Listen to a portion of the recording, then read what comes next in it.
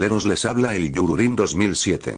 Para empezar a hablar de Crunchyroll, empecé a hablar de los formatos y formas de ver los títeres vietnamitas. Mencioné los VHS, los DVDs de bolsita y a los fansubs, es decir, la piratería. Yahoy. Pero fuera de hacer una comparación de calidad breve de los fansubs actuales y Crunchy, no profundicé en el tema. El fansub y la piratería de anime es de hecho un tema bastante interesante y complejo, sobre el cual se han escrito ríos de tinta, desde su historia a grandes rasgos a la historia individual de cada grupo, su legalidad y su ética o simplemente su calidad. Y quiero aquí abordar casi todos estos temas, menos historias individuales de grupos y la calidad, de una manera introductoria y para nada exhaustiva, así que me van a faltar cosas, me disculpo antes por ello. Voy primero a hablar de su historia a grandes rasgos en dos partes del mundo, los Unites y el mundo hispanohablante. Luego, una breve mención de su legalidad. Con esto en mente, hablaré de su moralidad, para después hablar de su futuro y sentido en una época donde casi todo anime está técnicamente licenciado. Pero primero que nada, ¿qué carajos es un fansub? Creo que ya lo saben, pero aclaremos. Hay dos maneras de hablar de fansub. Un fansub son subtítulos a productos audiovisuales, películas, series, videos, hechos por fanáticos de algo. En nuestro contexto, se subtitula anime, y de hecho fue el primer tipo de fansub, pero también hay fansubs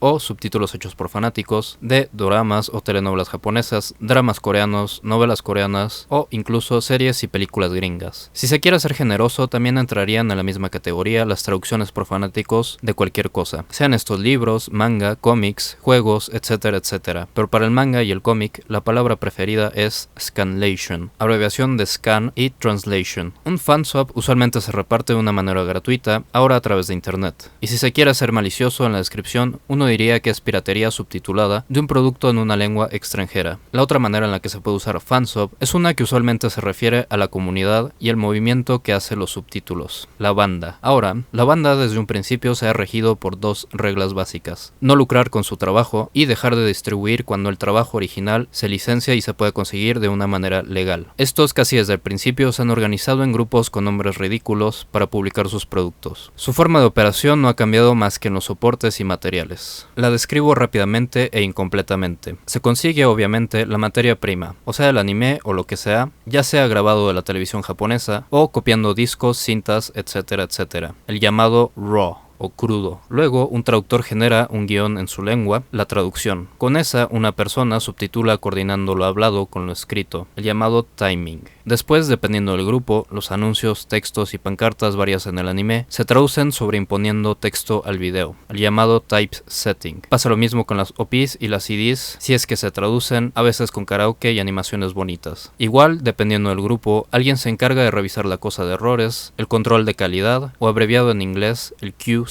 El penúltimo paso consiste en empaquetar todo esto en un video. Al principio se empaquetaba en un VHS, ahora casi siempre se usa el formato .mkv o matroshka, que permite muchas más cosas, como incluso apagar los subtítulos. Todo este proceso es el encoding. Finalmente está la distribución o distro, es decir, publicar la cosa. Obviamente aquí han habido cambios dramáticos, pero para eso tenemos que hacer historia. Y claro, la calidad puede ir de muy buena a muy mala, pero eso es otro tema interminable. Y también muchos de los roles que describí los puede hacer una sola persona, no necesariamente es un grupo de personas. Entonces hablemos un poco de historia. Empecemos con la gente del otro lado del muro, porque es ella la que ha influenciado a todo el mundo en este aspecto.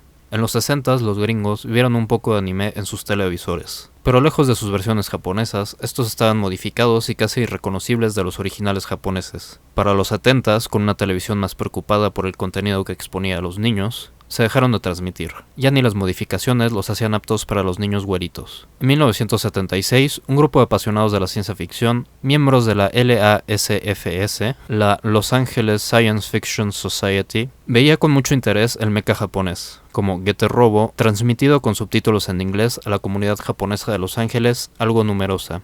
Grababan las transmisiones en cintas y las proyectaban en reuniones y convenciones. Para 1977, algunos miembros fundan su propio club, la Cartoon Fantasy Organization, dedicada exclusivamente a esas caricaturas tan ajenas a las caricaturas americanas del momento, estas preocupadas por no ser muy chocantes para los niños y obviamente dirigidas a los niños, en comparación a las japonesas un poco más maduras y con otro tipo de temas. Ese mismo año empiezan a contrabandear cintas con anime a Estados Unidos. Esto se hace de varias maneras. Algunas cintas eran intercambiadas con amigos por correspondencia japoneses que buscaban programas gringos como Battlestar Galactica o Star Trek. otras se conseguían a través de familiares japoneses. Varios clubs le siguieron más o menos por todas partes de Estados Unidos. En ese momento empezaron a distribuir e intercambiar cintas entre ellos. Ya para el 79 se identificaban como fanáticos del anime, pero también miembros de la CFO, además de mantener conexiones con japoneses informalmente, mantenían relaciones con ejecutivos de estudios de animación japoneses, Toei Animation, Tatsunoko Productions y Tokyo Movie Shinsha sobre todo. Facilitaban cintas, células y mercancía a la CFO para que estos los enseñaran en convenciones y en sus clubs a través del país. Notablemente los facilitaban para que la CFO tocara las puertas de estudios y distribuidoras de Hollywood, enseñando los productos en la esperanza que se compraran, estos sin frutos. Y todo esto de una manera ilegal. Tatsunoko considerando que el mercado gringo no era lo suficientemente grande como para invertir el tiempo y el dinero en una distribución legal. Poco a poco estas cintas se distribuían y copiaban por todo el país. Los estudios japoneses recibían publicidad gratuita y no perdían la oportunidad de hacer tratos con las televisoras. Pero la estrategia falló, nadie quiso comprar y en el 82 Toei hizo el último intento por vender uno de sus trabajos, Galaxy Express 39. Toei junto con los otros rompieron relaciones con la CFO y regresaron a Japón. Para el 86 CFO y sus clubs continuaban con la distribución de cintas conseguidas con amigos o familiares japoneses. Solo vieron Robotech en la televisión de una manera decente, es decir, sin modificaciones, pero doblado, y ese mismo año vieron la versión masacrada de Náusica, ahora llamada Warriors of the Wind, doblada y editada hasta el cansancio. Con el creciente interés también se repartían al momento de las proyecciones en convenciones libritos con traducciones vagas del anime que se presentaba. En el 86 también, militares estacionados en Japón empezaron a usar la infraestructura del ejército para distribuir de una mejor manera por todo el país el anime que estos grababan o compraban en Japón. Y en este glorioso 86, miembros de la sección de CFO en Virginia subtitularon con una Commodore un episodio de Lupin III para distribuirlo a los otros clubs. El fansub nació. Se dice que el costo del equipo era de $400 ochenteros, o sea, hace mucho dinero hoy en día. Total, el entrar al CFO se volvía cada vez más difícil. Para el 89, el club que repartía anime de una manera casi monopólica pero lenta colapsó, dejando atrás varios clubs en varias partes del país que mantenían más o menos las mismas conexiones, pero de una manera menos centralizada y más fácil de acceder. Ese mismo año nació el Ranma Project, el primer grupo organizado y constante que se dedicó a subtitular Ranma y medio. Su distribución fue mucho más rápida que la anterior, de calidad usando los Laserdiscs japoneses y relativamente rápida, publicando las cintas subtituladas algunas semanas después de la publicación de los Laserdiscs originales. Para el 92 subtitularon 2 temporadas y algunas otras cosillas, pero desaparecieron. Muchos grupos le siguieron e incluso subtitularon producciones de anime en la Anime Expo del 92, repartiendo de una manera informal copias del anime proyectado. Anime, por cierto, facilitado de una manera legal por los estudios japoneses. Y ahora que hablamos de reparticiones informales, hablemos de su manera de distribución. Esta era por correo e internet. Uno mandaba una VHS virgen al fansub correspondiente con instrucciones de qué anime se quería y estampillas para el viaje de regreso, o se mandaba el dinero necesario para comprar las cintas vírgenes y el envío. La orden se puede hacer por correo o por el novedoso email, también por listas de correo, grupos de Usenet, una especie de foro, y cosas por el estilo disponibles en esa época. Algunas semanas después, recibía uno una cinta que si se tenía suerte era clon de una cinta original, o sea de mejor calidad, o con peor suerte se recibía una cinta copia de otra cinta y de otra cinta y así en generaciones, o sea con una calidad deplorable. Así que en sus principios el fansub no era exactamente gratis, había que pagar por los materiales y la logística, pero en teoría no se cobraba por el trabajo de subtitulación y claro, tampoco se cobraba por el anime en sí. Pero aún así, desde ese entonces se llegaban a vender estas cintas como cualquier película pirata y había alguna gente que de hecho hacía ganancias con el trabajo de los demás. Algunos fansub de hecho se rehusaron a continuar trabajando en tanto se comerciara con su trabajo y el de los animadores. La cosa se mantuvo así hasta finales de los 90s, cuando la gente empezó a usar programas de descarga peer-to-peer, P2P o P2P,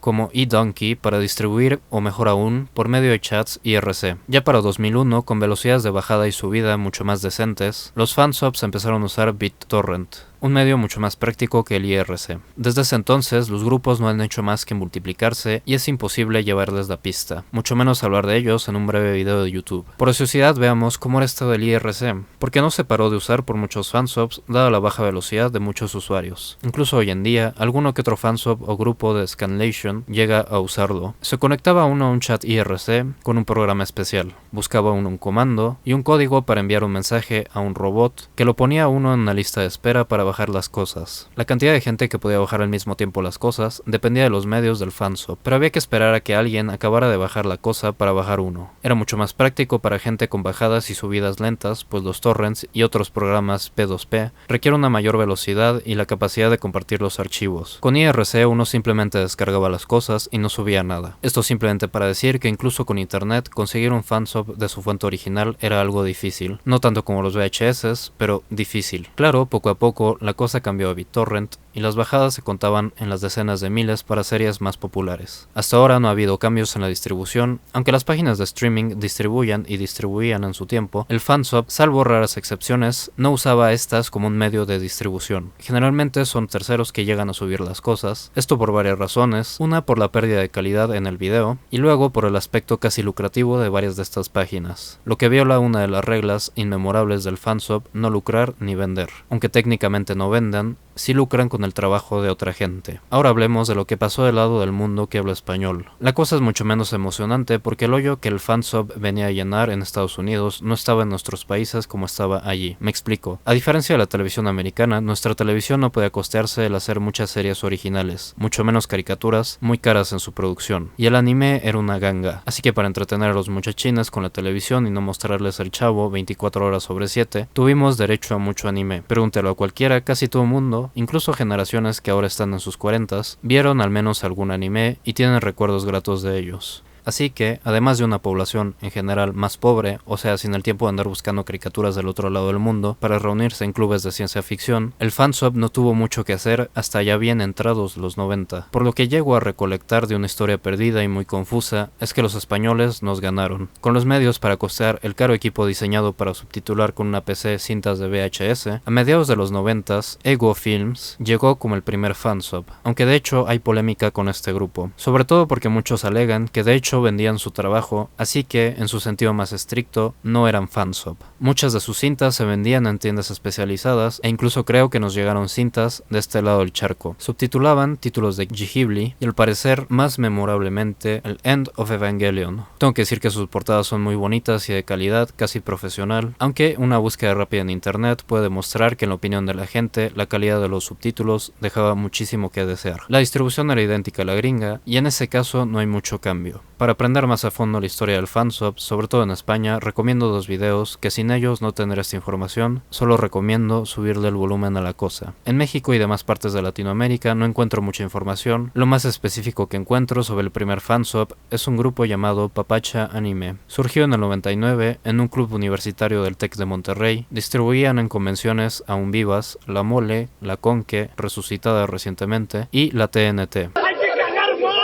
También con descargas de eDonkey y demás programas P2P. Creo haber encontrado su página, un tal anime.org.mx, pero no estoy seguro de que sea el mismo grupo. Al parecer subtitulaban muchos títulos de Gainax y como buen fansub mantenían en alto el código sin fines de lucro y se indignaban al ver gente comerciando con su trabajo. Ahora, años después, con la llegada de internet, seguramente muchos de ustedes recordarán a MC Anime, donde se repartía con links de descarga directa, mucho anime, y estoy seguro que muchos de ustedes llegaron a usar esa página regularmente. Continuando, hablemos de las razones para el fansub y sus justificaciones éticas. Pero antes de eso hablemos de su estatus legal. Resumiendo, es ilegal, siempre lo ha sido, no están en una zona gris como mucha gente piensa y están completamente en el negro. Hablo, claro, de las leyes gringas y los argumentos que demuestran su ilegalidad son algo complicados. Así que dejo el artículo académico sobre el que me baso para hacer esta pequeña historia y para demostrar que son ilegales. Se basa sobre todo en dos tratados internacionales sobre protección de los derechos de autor, la Convención de Berne y la Convención Universal sobre Derecho de Autor de 1952. Los dos estableciendo que dentro de un primer estado adherido a la convención, el trabajo producido en un segundo estado, también adherido, estará protegido por las leyes del segundo y primer estado, así como las reglas establecidas en la Convención Universal. México, habiendo firmado estos mismos tratados, también consideraría al fansub ilegal. La respuesta común es que el fansub entraría en la excepción del fair use o uso justo, eso en Estados Unidos, pero aún así no cumple con los requisitos. Simplificando la cosa, el fansub no es para usos educativos, no transforma ni parodia el contenido, tampoco lo critica, y aunque su motivo no fue económico, casos anteriores, porque así funciona la common law anglosajona, demuestran que hay efectos negativos en mercados potenciales. En México, los limitantes a los derechos de autor son parecidos, pero no iguales, y las conclusiones pueden ser muy distintas porque vivimos en un país con un código napoleónico, como gran parte del mundo civilizado, por cierto. Los anglosajones son los raros. Argumentaría que el fansub no entra como excepción a la Ley Federal de Derechos de Autor, pero no tengo la paciencia ni el tiempo ahora para argumentarlo. De todos modos, los derechos de traducción aquí y en Timbuktu, bueno, no sé si en Timbuktu, son propiedad exclusiva del autor o su representante. Con esto en mente, continuemos con las razones y justificaciones éticas del fansub. Las razones son obvias y se infieren de lo que he dicho. La simple falta de oferta legal, sobre todo en Estados Unidos, se puede uno rascar la cabeza al infinito para tratar de explicar qué cosa en el anime de la época llamaba la atención de tantos ñoños, pero finalmente era algo que no tenían la oportunidad de experimentar y que de alguna manera los inspiró a armar operaciones de distribución internacional de una manera clandestina. Su discurso es, y en cierta manera sigue siendo, evangelizador. El hacer disponible una cosa que aman a la mayor cantidad de gente posible y mostrar las bondades de las bichas chinas a las masas ignorantes de la palabra de Miyazaki, o algo así. Dicho de otra manera, el promover la cultura. Claro, fuera de eso hay razones mucho más egoístas y menos idealistas, mucho más hoy en día que antes, la fama y el reconocimiento de sus compañeros, el prestigio, la simple diversión o una manera de mejorar sus habilidades, traduciendo por ejemplo. Pero aunque sea así, de todas maneras cumplen ese rol evangelizador y seguramente si se les pregunta dirán que lo hacen por eso. Esta tarea evangelizadora se saca en la conversación sobre todo frente a una preocupación de mucha gente, la piratería. No, después de todo, están distribuyendo trabajo de otra gente gratuitamente. No están distribuyendo sin el conocimiento ni el consentimiento del autor original. Para la respuesta del fansub, recordemos su código ético: el no lucrar y el dejar de distribuir en el momento en que se llegue a una opción legal para ver la cosa. El no lucrar asegura que su tarea evangelizadora no se manche por suposiciones de otro tipo. Si lucran, inmediatamente se pensaría que no hacen eso por razones puras de diseminación de cultura, pero simplemente para hacer dinero. También viene implícito un vago sentido de los derechos de autor, no los legales pero los morales. Después de todo, el autor es el que tiene derecho al dinero que se pueda producir con su trabajo, no el fansub. Así que con esa cláusula protegen su proyecto evangelizador y su concepción de los derechos de autor. Luego llega su otra cláusula, el parar la distribución una vez haya oferta legal del producto. Esto otra vez, con su concepción de los derechos de autor, como dije, suponen que los derechos monetarios del producto son propiedad del autor y si se distribuyen de una manera legal o sea pagada, se está produciendo dinero que se supone va a llegar al autor. El distribuir de una manera gratuita ese trabajo puede entrar directamente en conflicto con los intereses monetarios, alguna gente prefiriendo la opción gratuita a la pagada, y por lo tanto la distribución tiene que parar. Pero aún así, con eso no respondimos a la duda original sobre la piratería. Con lo que dijimos, describimos una piratería un tanto honesta y lógica, pero de todas maneras piratería ilegal. Distribuir sin el consentimiento del autor original su obra. Y es aquí que entra nuestra historia y su justificación por la evangelización. Como vimos en la era formativa del fansub, los fans recibían de las empresas japonesas sus productos, con un consentimiento informal a su distribución. En la mente del fan y del autor, o en este caso su representante, las violaciones formales a los derechos de autor, o sea la piratería, estaba justificada por un afán de dar a conocer el producto. Como si a uno le distribuyeran botes de detergente en la calle, al parecer robados, pero facilitados gratuitamente e informalmente por el fabricante del detergente. Después de la partida de las empresas japonesas de Estados Unidos, esa justificación quedó en la mente del fan, que ahora se permitía incluso subtitular la obra. Y no sin justificación. Las primeras licenciadoras de anime en Estados Unidos licenciaron anime que se distribuía de manera ilegal entre los clubs y el fansub. Hay discusión sobre la causalidad de la cosa, es decir, si las licenciadoras compraron estos títulos porque se hicieron populares gracias al fansub o por mera coincidencia y buen sentido de negocios de estos licenciadores. Pero considerando que mucha gente que formó parte de fansubs era la misma gente que después se metió al negocio de una manera legal, voy a aventurarme a decir que el fansub generó la demanda para estos títulos. Y ahí está toda la justificación del fansub. Ilegal, promueve la llegada de un mercado. Su proyecto evangelizador ha sido indudablemente exitoso. Es difícil negar que sin el fansub, el anime, sobre todo el anime un poco más adulto, no sería lo que es hoy en día en Occidente. Todo lo malo con la piratería es que su producción, ya sea gratuita o pagada, es algo que perjudica las posibles ganancias de un autor autor original, que el crédito y el dinero producto de su trabajo le pertenecen y no verlo o recibirlo es robarle lo que le pertenece. Pero como vimos, aunque no podamos afirmar que el fansub haya sido una condición necesaria de la popularidad, sí fue causa de ella y desde sus inicios estuvo fuertemente ligado con una labor, incluso aceptada implícitamente por el mismo autor, de publicidad. Es discutible, claro, pero las barreras legales causaban la búsqueda de otros métodos. El publicitar la cosa legalmente, haciendo tratos escritos con la CFO, implicaba el contrato de abogados e incluso la pérdida de oportunidad para vender, ahí sí, legalmente el anime a las televisoras. La actitud japonesa, en un principio cómplice y después ignorante del fenómeno, para convertirse en una especie de ignorancia fingida, una actitud que prefiere voltear al otro lado, claro hay excepciones, y las más de las veces de parte de los distribuidores japoneses y no los directores y animadores en sí, creo que demuestra que la legalidad no ha promovido los intereses del autor, y que por lo tanto sus derechos legales no promueven esos intereses, que por lo tanto el sancionar la piratería afectaría incluso la capacidad de hacer dinero con ello. Vamos a decir de paso que nadie ha sido arrestado por formar parte de un grupo de fansub. Por eso creo que el fansub, incluso en sus inicios primitivos, nos ha mostrado un camino distinto al actual, uno que no depende del interés económico del autor o del que distribuye y publica su obra, porque hay que decirlo, las motivaciones del fansub son un tanto egoístas, hablando de ellos como una comunidad. No creo que estuviese en la mente de los que empezaron a distribuir las cintas de Getter Robo, el que hacían eso para que el autor original de la cosa recibiera en un futuro remuneración por ese trabajo, pero por la simple inocencia de mostrar algo que les gustaba y que pensaban podría gustarles a otros. El fansub es la versión global de un amigo enseñando a otro la canción que le gusta o el libro que le gusta con una traducción. Los medios de hoy en día han permitido esa escala. Mientras antes el medio era una distribuidora privada que podía costearse el hacer los soportes, los discos, los libros impresos, las cintas, etcétera, etcétera, a cambio del derecho a una parte de las ganancias del trabajo del autor original, ahora el medio es mucho más barato e inmediato, aunque todavía no alcanza a los más pobres. Accesible a una muy buena parte del mundo, la necesidad de una distribuidora se desvanece cada vez más. El fansub lo probó incluso en una época con una comunicación precaria comparada a la de hoy. La gente puede tomar en sus manos esa distribución sin dañar inmediatamente al autor.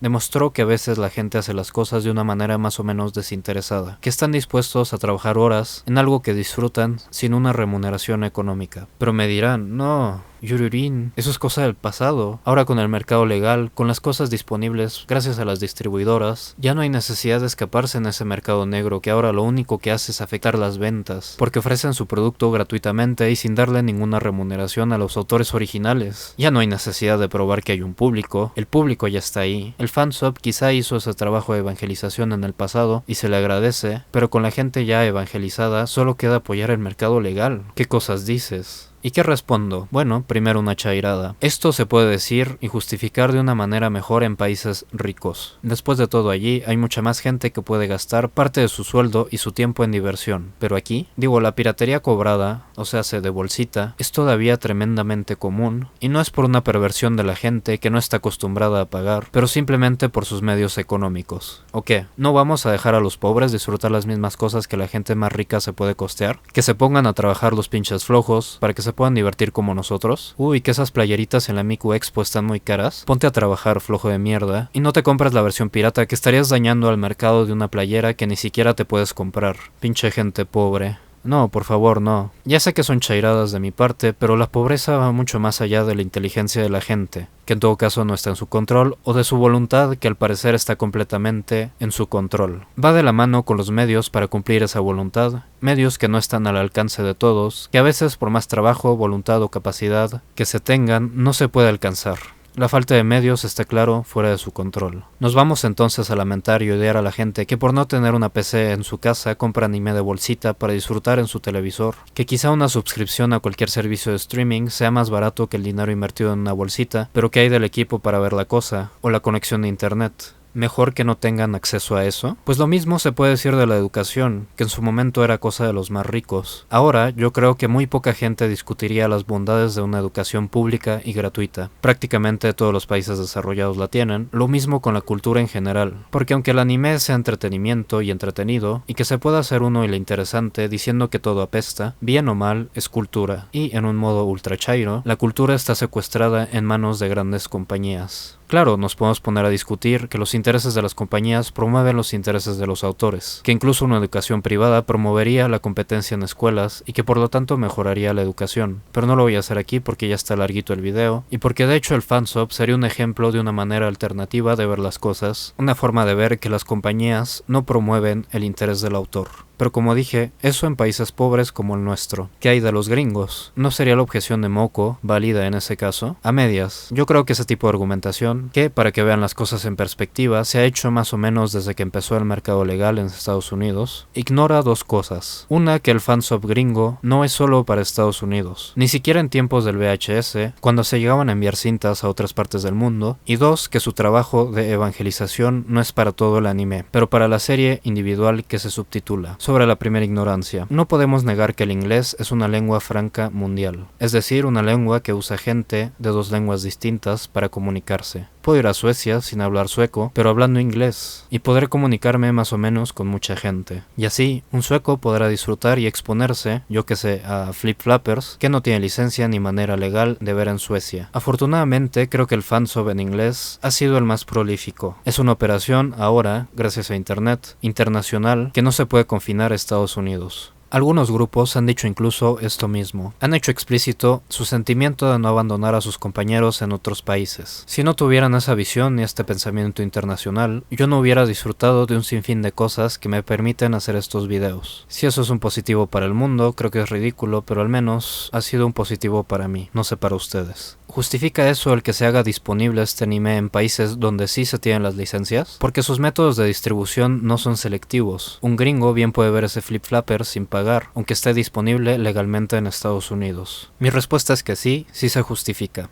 Después de todo, el fansub no está haciendo un esfuerzo consciente ni demostrable por piratear la cosa en su país. La culpa cae enteramente sobre el tipo que descarga el episodio. Dicho de otra manera, el que una persona deje una bolsa de dinero en el piso no lo hace culpable de que alguien se lo robe. Quizás sí, descuidado e iluso, pero no culpable ni responsable como el tipo que se llevó la bolsa. Y la otra opción es dejar de ser fansub. Esta opción creo incluso sería peor a la larga. ¿Quién dice que el fenómeno de Estados Unidos no se puede repetir en otros países? Que quizá con esas descargas ilegales, los suecos conocen y forman un mercado legal de anime. Yo sostengo que las pocas pérdidas económicas reales que se pueden ver en Estados Unidos, que de todos modos son imposibles de calcular porque requerirían de una revisión caso por caso para ver si de hecho el que descargó el anime hubiera comprado el anime de una manera legal si no lo hubiese tenido de una manera gratuita, están justificadas por el beneficio que puede hacer su distribución en otros países. Además de que, pensando en mis chairadas, la distribución de la cultura puede justificar sin problemas eso. Y claro, tampoco hay que olvidar que los derechos de streaming no son permanentes. Incluso en Estados Unidos hay muchas series que no tienen una publicación legal en DVDs o su equivalente y que no tienen una distribución legal en streaming, ya sea porque no la hubo en su momento o porque ya expiró. Acabando con el tema, también creo que hay ñoños por aquí y por allá que prefieren importarse los Blu-rays y las figuras para hacer contribuciones sustanciales y no alimentar un mercado legal que consideran deshonesto, pero que dependen del fansub para poder ver y apoyar a las cosas que quieren. ¿Están ellos tan en culpa como lo pueden estar los que toman los fansubs de cosas con licencia, pero que no compran nada después? ¿Quién sabe? Tú decides. Ahora, con la segunda parte ignorada que tiene que ver con lo que dije anteriormente, sobre los huequitos que deja el streaming y los DVDs. El anime no es una entidad solitaria. Suena ridículo, pero tiene partes.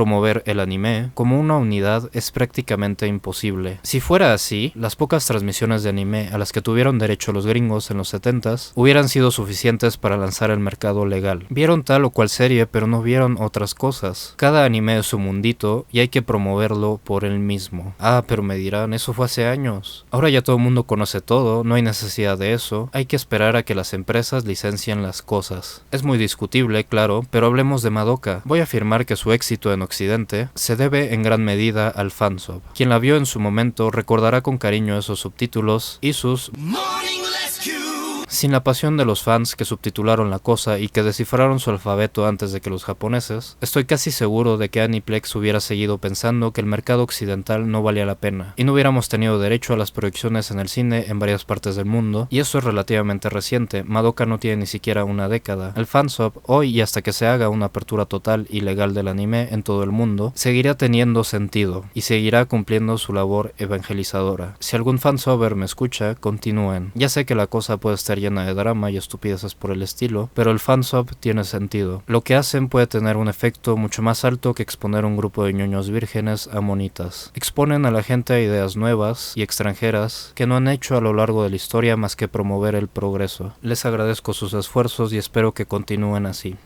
Y qué largo está esto, qué molesto también. O sea, qué persona tan perdida que se interesa en estas pendejadas, que se las tome en serio. Total, no puedo nada con mi inutilidad y la de mis intereses. Bueno, ya sé que esto pudo ser aburrido, pero el tema no me inspiró para hacer muchos chistes. Espero que al menos hubiera sido interesante, para mí lo fue, y mucho. Aquí y en la descripción están todos los links a todo, y un video más si estás en ganas de seguir escuchándome. Muchas gracias por ver.